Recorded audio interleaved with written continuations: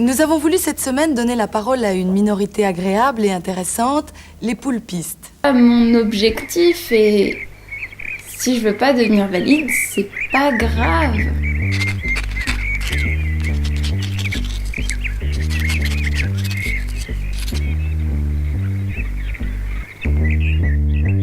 Cette façon d'appréhender la maladie, le handicap, c'est ma façon de le faire. Ça veut pas dire que c'est la façon que tout le monde devrait avoir de gérer ces choses-là, mais c'est la mienne et c'est aussi celle d'autres personnes qui sont malades ou handicapées. Et ce qui est important, c'est de la communication et c'est de respecter les souhaits de chacun et de chacune. See, that's my third part. That's my bipolar shit, nigga. What? That's my superpower, nigga. Ain't no disability. I'm a superhero. I'm a superhero.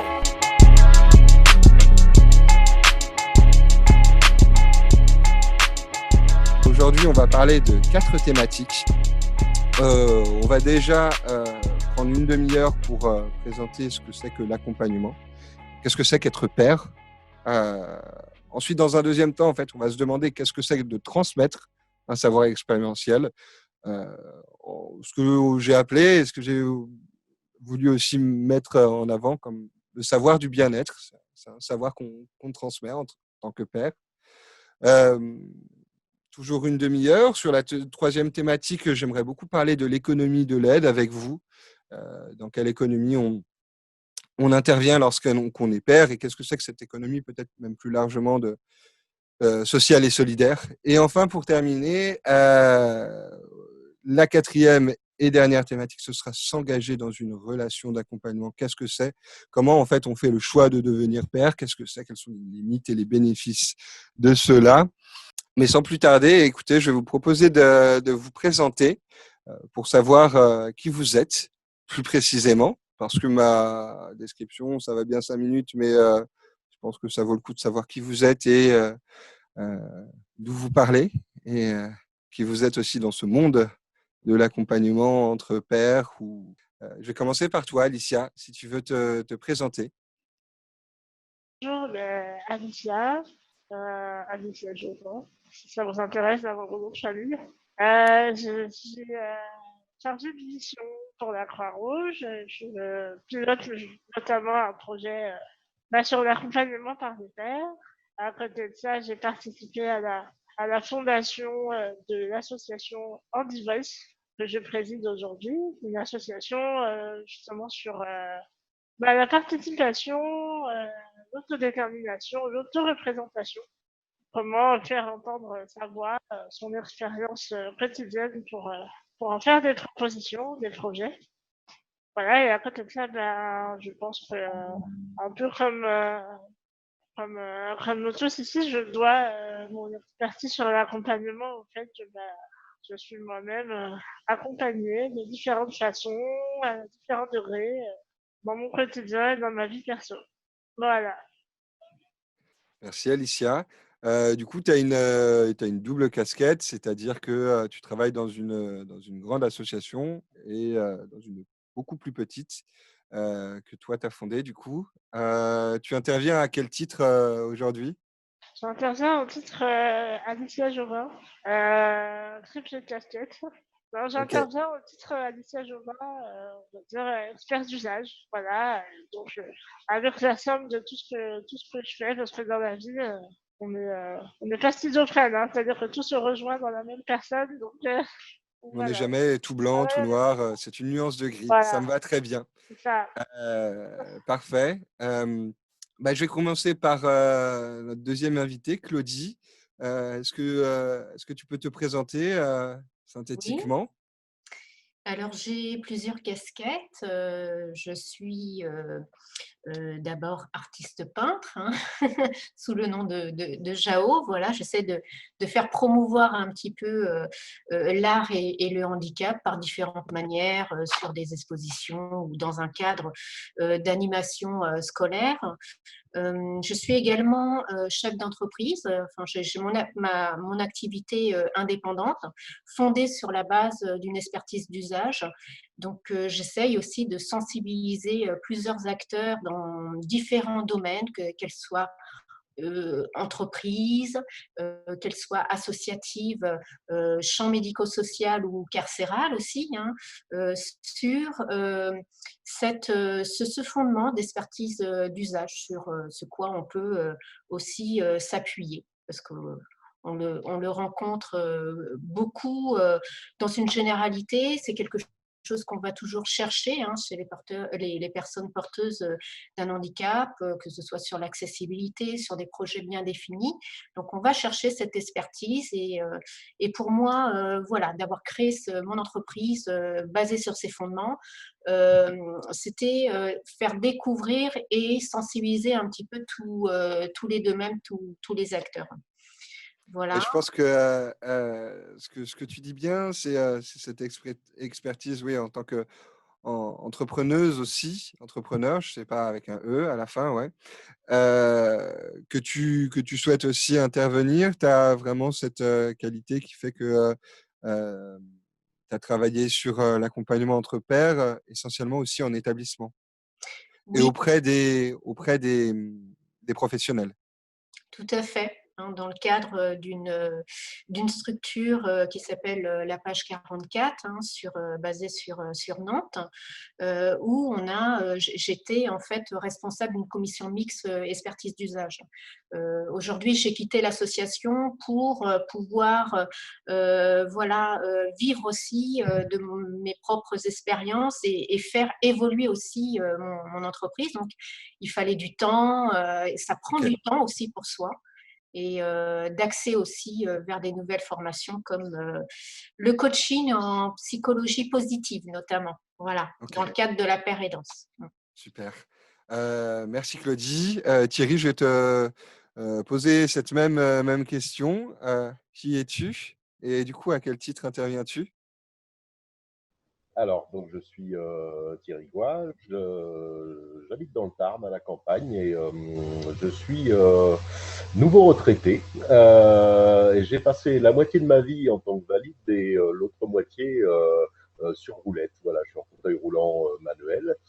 Et bah, du coup, je revendique bah, une double expertise, hein, celle de valide et celle de handi.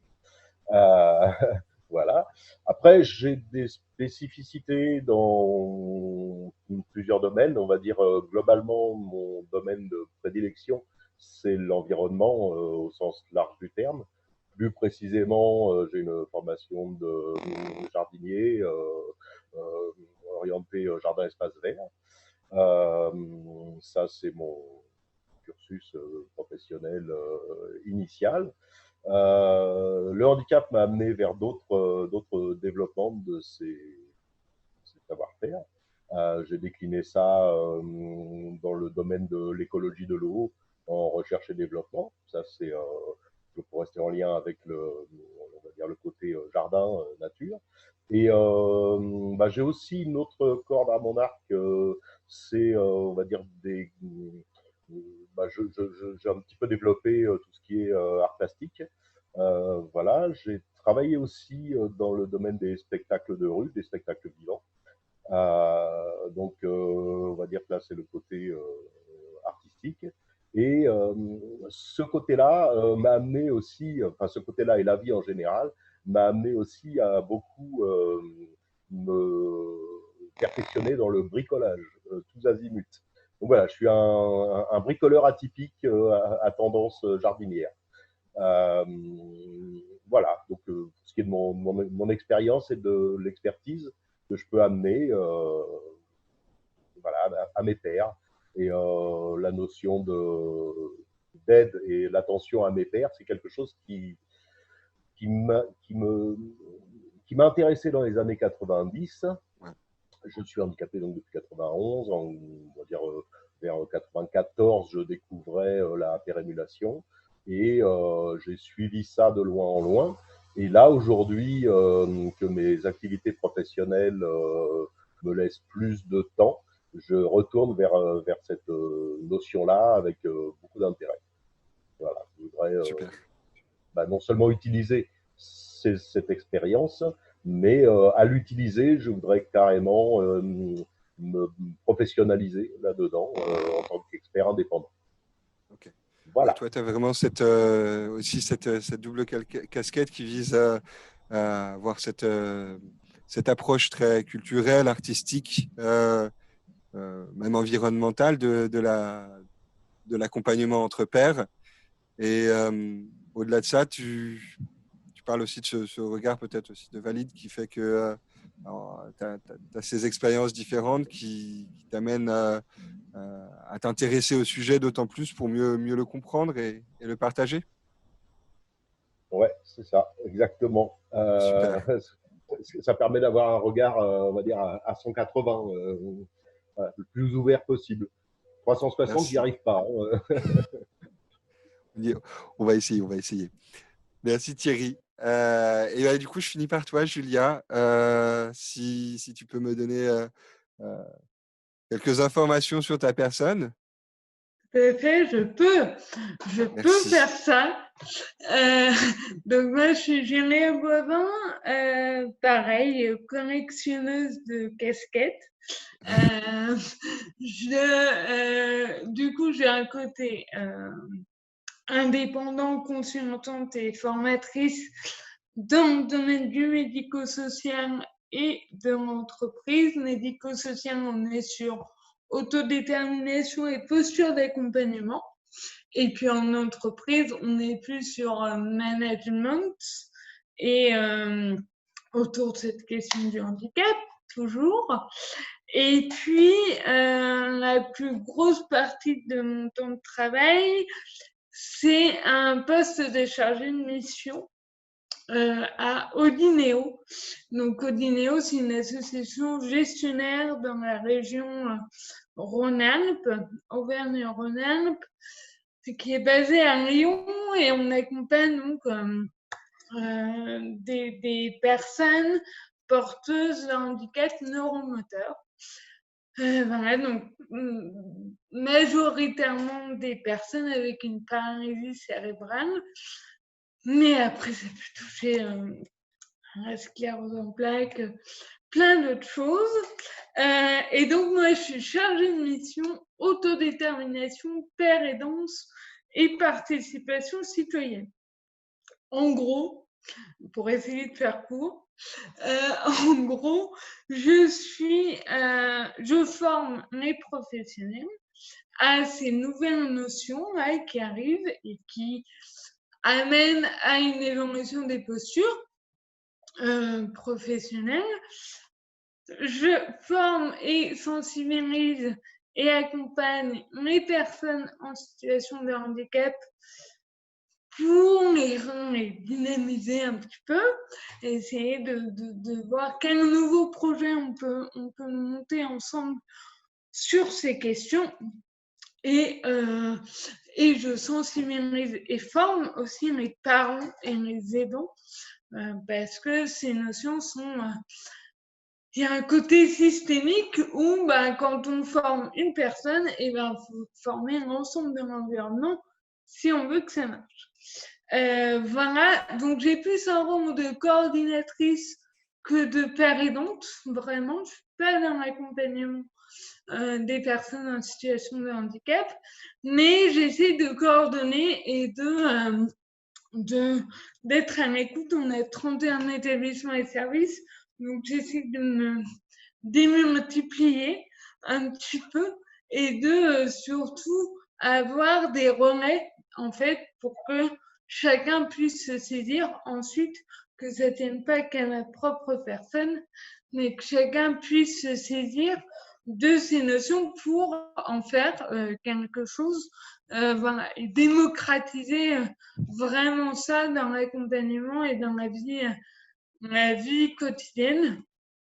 Voilà, et à côté, j'ai une mission, je suis vice-présidente du Conseil de l'engagement des usagers à la Haute Autorité de Santé. Donc pareil, là, on essaie de voir comment repenser la place des personnes en situation de handicap et de maladie chronique, porteurs d'une maladie chronique, dans le système de soins et dans le système médico-social pour aller toujours plus vers de la participation Voilà. Donc, en gros, là, aujourd'hui, sur cette table ronde, j'ai pris la casquette Audineo parce que c'est à Audineo que je coordonne et que j'ai le plus d'exemples de terrain sur des actions de pérédance.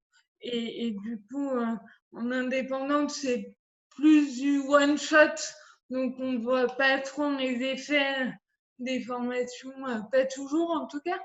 Mais à Audineo, j'arrive à suivre des projets, à voir si ça prend ou non. Donc voilà, en gros. C'est Julien. Ok, super. Bah, c'est très clair. Tu as fait la synthèse toi-même. Pas besoin que je renchérisse. Et si ça vous va à tous, on va tout de suite rentrer dans le vif du sujet. C'est cette première partie qui vise, disons, à donner un cadre à cette histoire d'accompagner des pairs. Qu'est-ce qu'être père et qu'est-ce que c'est qu'en fait l'accompagnement?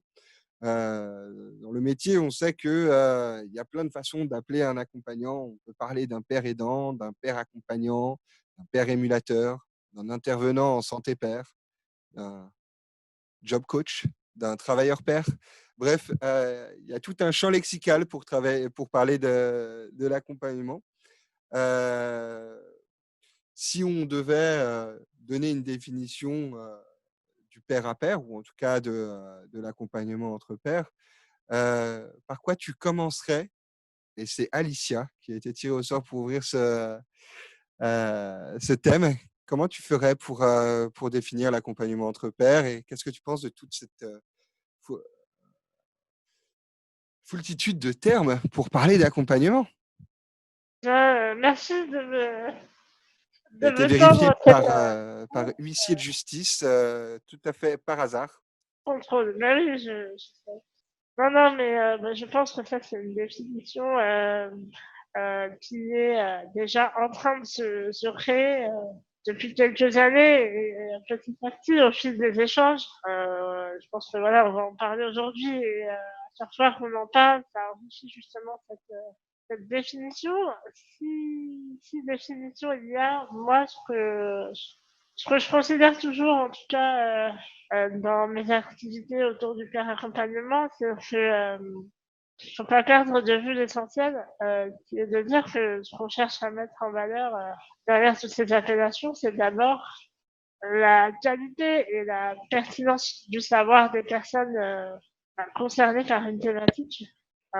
Et ça, c'est déjà un changement assez radical dans le secteur médico-social, même au-delà.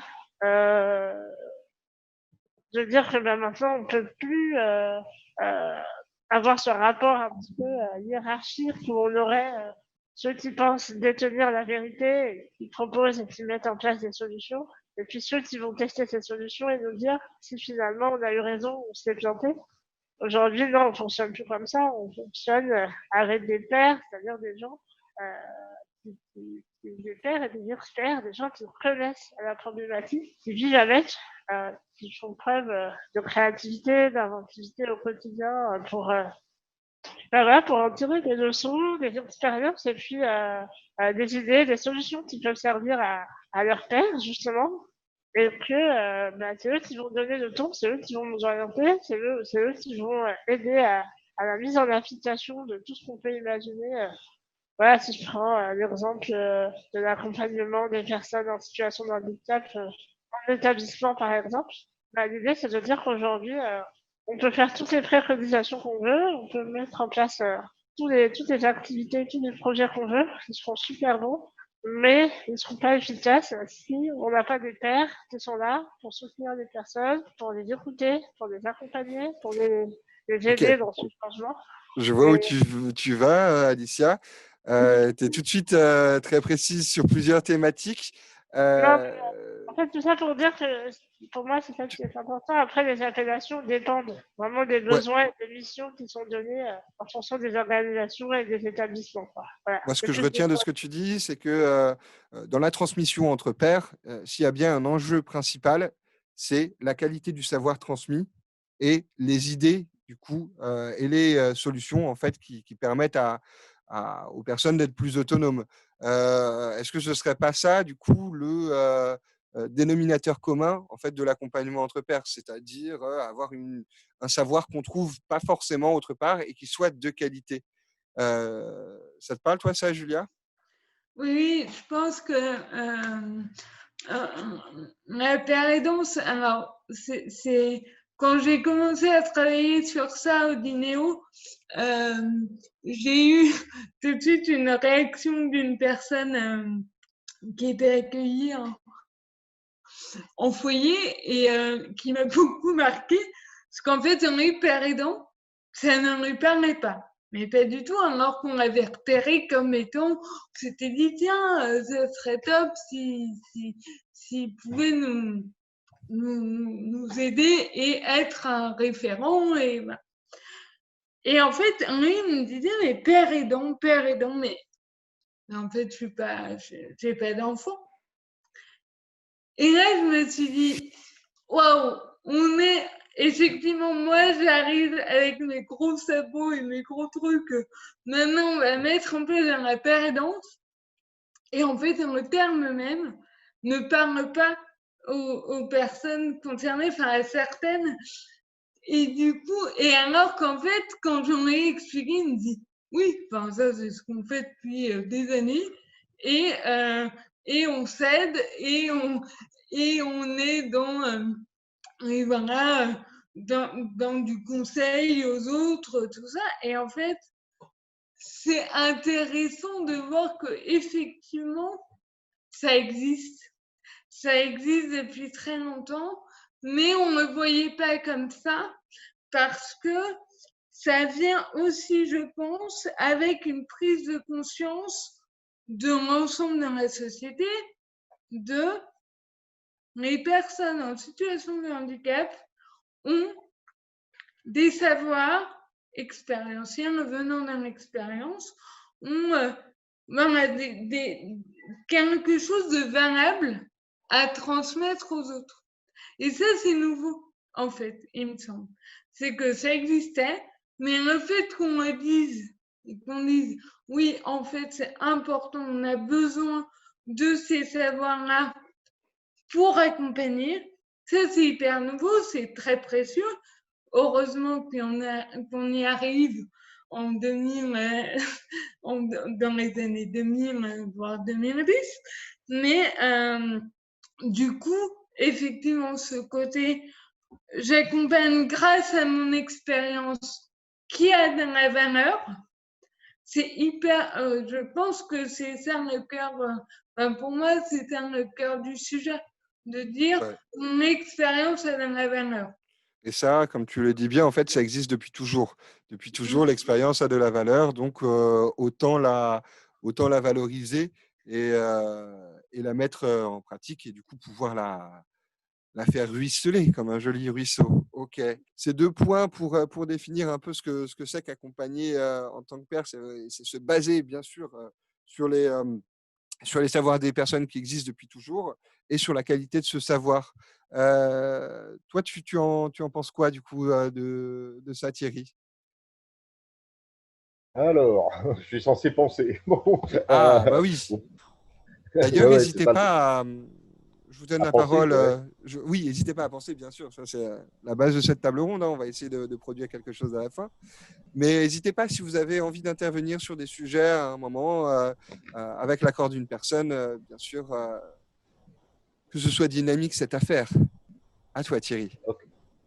Bon, donc mon point de vue là-dessus, c'est alors, je crois que tout un chacun est censé s'appuyer sur effectivement sa propre expérience s'il s'imagine devenir père et aidant. Père, on l'est de fait quand on se repère, quand on se remarque. Donc du coup, quand on fait attention à l'autre. Et de mon point de vue, la fonction d'aide, c'est justement d'être suffisamment attentif à l'émergence des besoins de l'autre père, et du coup, de mettre tous les moyens dont on dispose ou dont pourrait disposer l'environnement dans lequel évolue la personne demandeuse, et du coup de s'appliquer à coordonner un petit peu et sa proposition personnelle et les propositions de l'environnement, quels qu'en soient les moyens. C'est-à-dire que l'attention à l'autre doit être suffisamment ouverte et consciente pour permettre d'appréhender le niveau de moyens de réponse.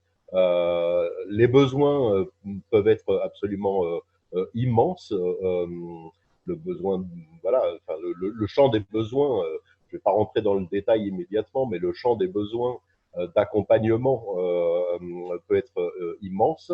La fonction qu'on doit peut-être imaginer trouver dans cette définition de l'aide, c'est où est-ce que j'interviens quand j'ai compris le champ des besoins de l'autre, et de où j'interviens et jusqu'à où j'interviens. Voilà. C'est déjà assez vaste comme sujet, je trouve, comme Je pense que c'est assez position. cohérent. Je pense que c'est pas mal comme proposition. Ça rajoute un petit peu, de borne à cette définition. C'est vrai que l'idée d'être attentif aux besoins de l'autre et savoir où est-ce que tu interviens et ta limite, ça commence à nous donner, des bonnes définitions. Claudie, d'ailleurs, je voudrais te poser une question un peu particulière sur le sujet. Mais en fait, à qui on parle quand on est père? On parle forcément à une personne en situation de handicap, ou on peut être père et parler à quelqu'un d'autre? Parce que normalement, un père et un père, enfin, père hier, hein, je m'entends bien, c'est censé être plus ou moins des personnes qui sont dans la même situation quand même. Alors, c'est une question assez difficile parce que tout dépend de la personne, comment elle regarde. Elle définit en fait ce mot père. Nous, en parlant de père aidant entre personnes porteuses de situations d'handicap, on va repérer en fait notre besoin de soutien. Cette aide qui va amener à regagner de l'autonomie pour ceux qui sont en demande d'autonomie, parce qu'on peut s'améliorer aussi tout en ayant sa propre autonomie.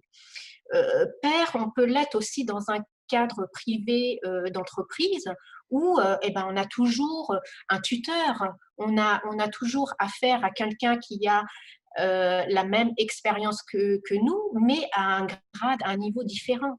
Donc là, on va être père aussi. Tout dépend de là où on va se baser, se situer dans son environnement.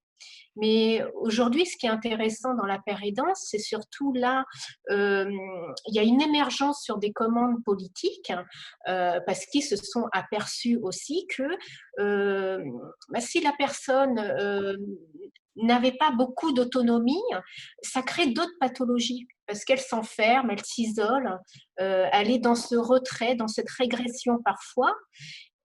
Je pense que il y a plusieurs axes dans ces commandes politiques, des axes financiers, parce qu'une personne qui a plusieurs pathologies coûte cher aussi.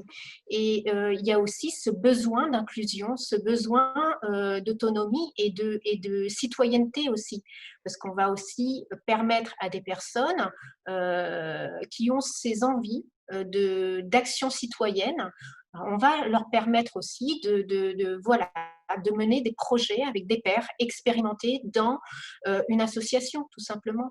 Ça peut être, c'est très lié aussi aux besoins, à ces expériences, ces degrés d'expérience, parce qu'on va pouvoir apporter, il y a aussi des limites dans ces expériences-là. On va toujours en fait se former, qu'on soit père expérimenté ou la personne accompagnée, on apprend toujours de l'autre. Donc elle est là aussi, cette stimulation aussi, cette motivation, elle est aussi pour les deux.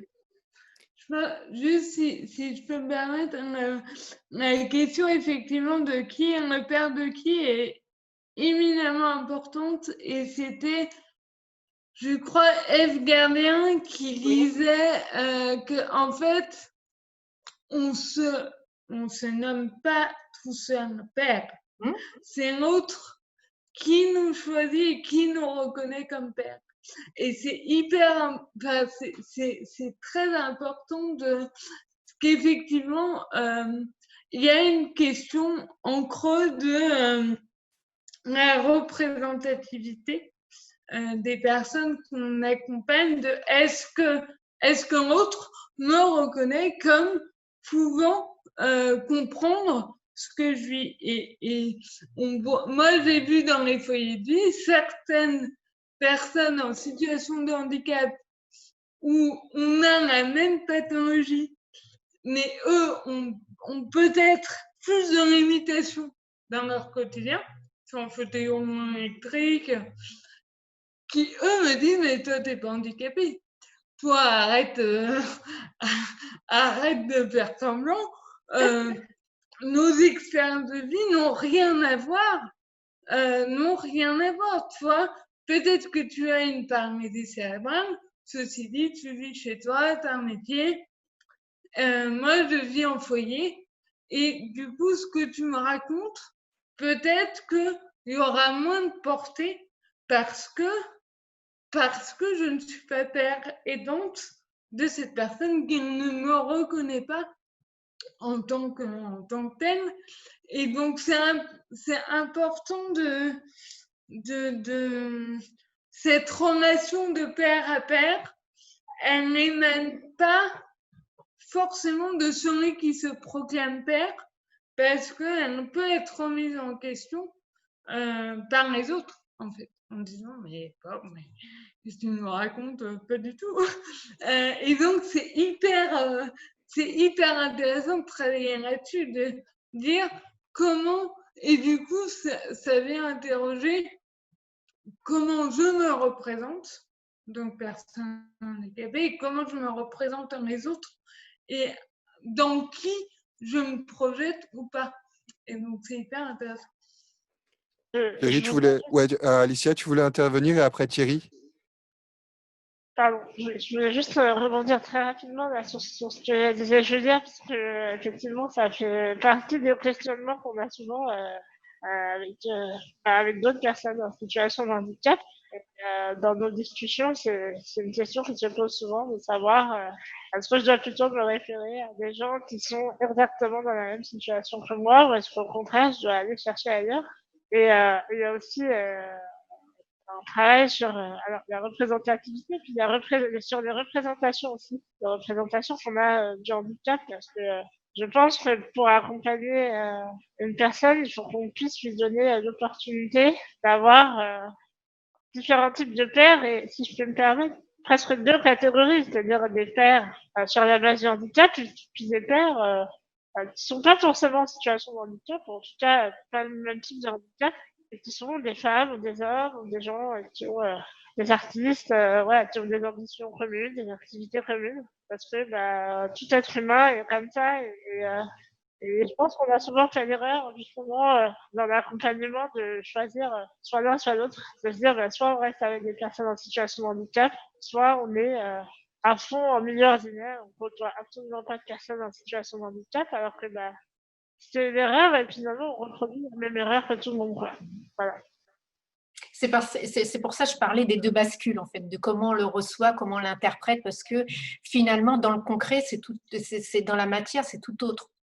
Ça peut être tout autre aussi au niveau du besoin de la personne et comment elle représente tout ça. Donc, il faut qu'elle soit ancrée aussi et qu'elle soit connaisseuse un petit peu de tous ces champs.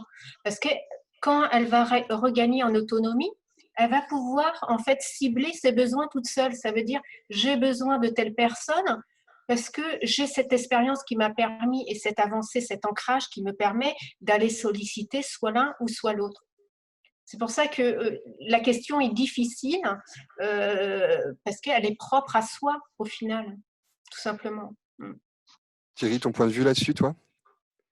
Alors, moi, je pense qu'on a un petit peu dérivé du sujet de qu'est-ce que c'est que l'aide pour retourner sur, voilà, on se regarde en tant que père. Et du coup, la notion de père, elle interroge le handicap visible par rapport au handicap en général. C'est-à-dire qu'a priori, quand on va apercevoir quelqu'un de loin, avant de rentrer dans un dialogue. Il y a des handicaps visibles. Je suis en fauteuil roulant, c'est un symbole du handicap, c'est assez classique. Il y en a d'autres qui sont moins lisibles. Du coup, l'approche sera un petit peu différente. Donc, pour moi, de mon point de vue de mec à roulettes, mes coreligionnaires sont faciles à repérer. Donc, je peux m'identifier en tant que père assez facilement. Mais là encore, une fois qu'on s'est identifié, quand on s'approche des autres, du coup, et qu'on rentre dans un échange, qu'on commence à bah, essayer de comprendre si, d'abord, est-ce qu'il y a une demande de la part de quelqu'un, est-ce qu'il y a une demande d'aide? Si oui, on s'approche et on essaye d'y répondre. Et du coup, quand on est dans cette approche-là, on va s'apercevoir assez rapidement que là encore, il y a plein de degrés. Effectivement, il va y avoir au sein même d'un handicap identifié, il va y avoir des tas de gradations qui vont aller je parle de mon expertise, donc du fauteuil roulant, il va y avoir donc des points de vue différents selon qu'on est uniquement paraplégique ou paraplégique haut ou paraplégique plus bas, ou si on est tétraplégique incomplet, toute, toute une gamme de handicaps qui vont amener à être lisibles au travers le fauteuil roulant vont être gradués avec des différences qui peuvent être cultivées justement selon les interlocuteurs comme des points de désaccord a priori qui vont faire que on ne serait pas reconnu comme père. Par contre, la notion de besoin d'aide, effectivement, elle est commune à tous et particulièrement aux personnes handicapées. Donc la notion de se reconnaître comme père, ça peut être quelque chose de immédiatement visible, mais pas systématiquement. Quant à la notion de aider en tant que père, là, je pense qu'effectivement, la, la spécificité, c'est d'être dans ses domaines de compétences et de s'en revendiquer. C'est-à-dire que je n'ai pas de compétences, par exemple, dans le handicap psychique. Et du coup, je ne pourrais qu'en seconde ou troisième intention me permettre d'intervenir dans le domaine du psychisme. Si je reconnais un besoin, si je rentre déjà dans une relation d'aide avec une personne qui est mon père, qui est ma père, qui est la personne que j'aide en tant que père, si je m'aperçois qu'il y a un besoin qui sort du champ de mon expérience, là, effectivement, il va falloir amener d'autres aides, chercher d'autres aides ensemble. Voilà, c'est pouvoir la fonction d'aide, du coup, sera la clé d'ouverture vers d'autres professionnels, éventuellement. Ouais, ça, c'est un sujet qu'on va regarder dans un second temps. C'était très intéressant ce que tu disais, Thierry, parce que ça nous donne un petit peu déjà tout de suite deux grosses thématiques du travail de pair, c'est-à-dire vraiment la qualité du savoir, comme on a parlé, qui derrière, en fait, on en ressort plein d'autres choses, que ce soit du très technique, parce que c'est un point précis, comme toi, tu parlais du fauteuil, ou du fait de construire un réseau, parce que du coup, tu connais d'autres personnes. Que en fait, ce savoir, il existe depuis toujours, comme on l'a si bien dit. Et de l'autre côté, comment on fait pour se reconnaître en tant que père? C'est vrai que vous avez commencé à creuser ça.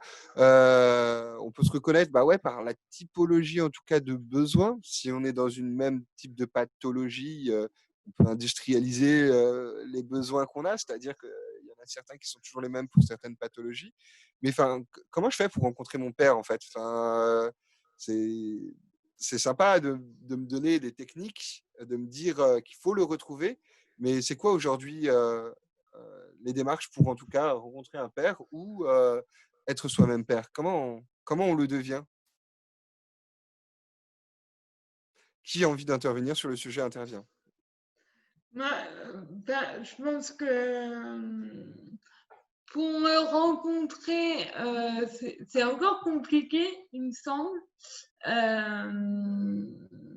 Qu'on soit plus, peut-être c'est plus compliqué dans le milieu ordinaire, parce qu'il y a encore un peu une frontière entre le milieu ordinaire et le milieu dit spécialisé. Voilà. Et déjà, il faut avoir envie de me rencontrer. Je sais que beaucoup de gens m'ont souvent dit que c'est aussi des périodes de vie, de dire, parce qu'en fait, rencontrer son père, c'est aussi se confronter du coup à son propre handicap. Et ça peut être pas toujours évident en fait, de se dire que c'est mon père et qu'on se ressemble. Parce que l'image qu'il me renvoie est très dure aussi. Ça peut être ça, de se dire, mince, c'est censé être mon père et je me reconnais pas du tout dans ça. Et comment on devient,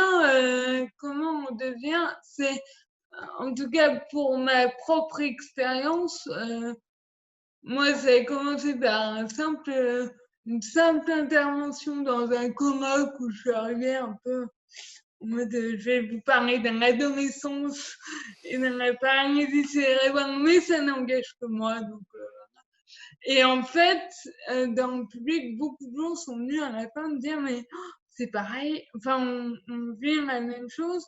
Et donc, encore une fois, c'est les autres qui m'ont reconnu certains comme vivant la même expérience. Donc, les rencontres jouent beaucoup, je pense. Les gens qu'on rencontre, je sais pas pour les autres comment ça s'est fait, mais en tout cas, c'est beaucoup dans les rencontres. Quand tu dis, Julia, qu'il y a cette reconnaissance aussi de l'autre qui ne se reconnaît pas en tant que père, c'est aussi les limites de la transmission de savoir. C'est aussi ça. Ça peut rentrer en jeu et vraiment créer cette barrière pour aller vers l'autre, parce qu'il y a cet effet miroir aussi. Et c'est ça qui est limite, c'est l'acceptation de se voir à travers l'autre tel qu'on est. Il y a tout ce processus d'ancrage aussi à travailler. Et c'est ce qui fait les limites aussi d'un accompagnement ou d'un soutien, tout simplement. Moi, je me permets, je pense aussi que c'est une question de communication, d'expression. Et comme vous dites, il y a tout ce repérage aussi, et cette appréhension peut-être des barrières et de ce que ça nous renvoie, etc. Mais il y a aussi, je pense, peut-être un préambule, en fait, au père accompagnement. C'est un peu déjà comme vouloir rencontrer de nouveaux amis, ou rencontrer de nouvelles personnes. C'est-à-dire qu'il faut déjà valoriser la personne dans son projet de vie, et en tout cas l'encourager à en parler, à vouloir communiquer dessus, si elle a des questions, oser poser ses questions. Je sais pas, ça a l'air évident, et pourtant ça l'est pas forcément justement pour les personnes, pour bon nombre de personnes en situation de handicap, notamment je pense aux plus isolés. Et c'est justement en parlant de soi, en parlant de ses appréhensions, en parlant de ses échecs aussi, de ses peurs, de tout ça, ce qui est un gros boulot pour n'importe qui, qu'on arrive aussi à créer du lien et à créer des ponts avec les autres, en fait. Voilà. Très bien. Est-ce que quelqu'un veut intervenir peut-être pour clôturer ce sujet? On a compris que c'était un savoir qui existait depuis toujours. Que c'est un savoir du coup qu'il est important de partager parce qu'il est de grande qualité. Il s'adresse à des personnes qui se reconnaissent en tant que telles, en tant que père, et qui se découvrent eux-mêmes père aidé ou père aidant, ou père accompagné et père accompagnant. On comprend qu'il y a une grande variété de dénominations parce qu'au final, on a l'impression que ces savoirs expérientiels, ils existeraient pour plein de thématiques. Hein. On cite souvent les alcooliques anonymes, mais ça peut être très bien des associations d'anciens d'une école, d'anciens élèves d'une école. C'est vrai que la thématique du père est tellement large que du coup, je comprends qu'on se retrouve avec autant de dénominations. Est-ce que quelqu'un veut intervenir sur ce sujet? Je te demanderai, Alicia, de clôturer cette thématique ensuite. Clôturer cette thématique, c'est compliqué. Une petite synthèse, qu'est-ce qui te marque le plus dans cette présentation sur l'accompagnement et Ce qui me marque le plus, et en tout cas ce qui me réjouit, c'est que je vois bien que ici, dans cette table ronde, on envisage le père accompagnement comme quelque chose d'humain, rattaché à la vie sociale, aux émotions, à l'identité, à l'identification, enfin à des choses très sensibles et très humaines finalement. Donc voilà, ça marque un petit peu la scission peut-être avec ce qu'on disait en ouverture sur les définitions. Les définitions, les appellations, c'est quelque chose qui est voilà, très formaté, entre guillemets, très cloisonné, mais c'est pourtant nécessaire au fonctionnement. Mais on voit bien que le plus important, il est dans la façon dont chacun va se construire et entrer en contact avec les autres. Et voilà, et puis l'objectif, c'est de donner une vraie valeur à tout ça et de reconnaître qu'on ne se construit pas seul et on ne se construit pas seulement avec de l'accompagnement spécifique. Voilà, on se construit aussi à travers les êtres humains, les pairs, les semblables et puis les différences aussi, heureusement.